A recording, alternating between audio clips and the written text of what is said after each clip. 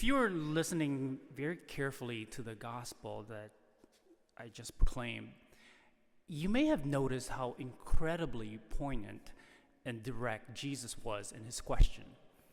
He asked the man who had been chronically ill for 38 years and sitting by the pool of Bethesda, "Do you want to be well?"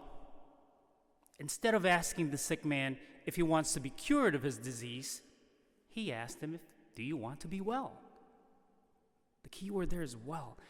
That same question can be asked of us as we journey through these last weeks of Lent, mindful of what needs healing in our lives. Now, at first, it seems like it's such an easy question to answer, right? Do you want to be well? Of course I want to be well. You want to be well. He wants to be well. She wants to be well. We all want to be well. It's a resounding yes. But do we really mean it? Do we even think about other afflictions beyond the physical that cause us to confess practically the same sins over and over again?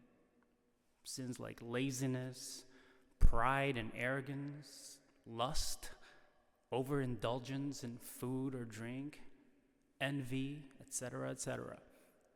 It's why Jesus begs the question of whether or not we want to be well. He is encouraging us to ponder whether we are wallowing in our pain and excuses. Could it be that we are choosing to be ensnared by a certain sin tendency?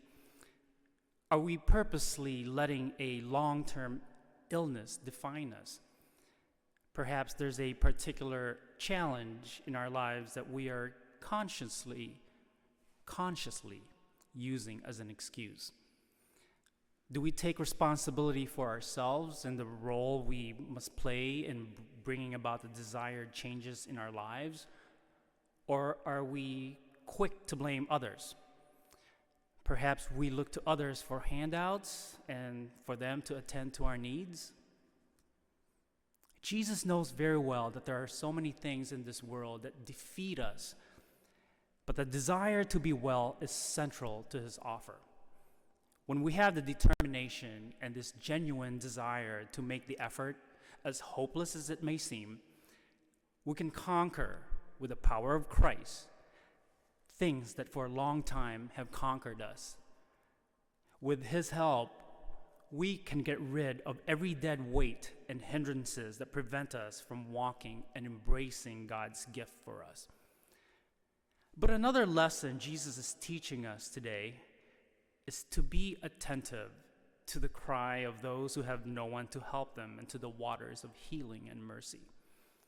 We are not to ignore the infirm and the paralyzed in our midst.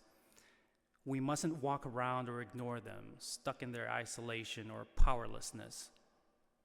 Instead, let God's love enable us to bend down to help our brothers and sisters, to bring them to the waters of his grace and mercy, and to console and comfort them with his word of healing and his words of hope.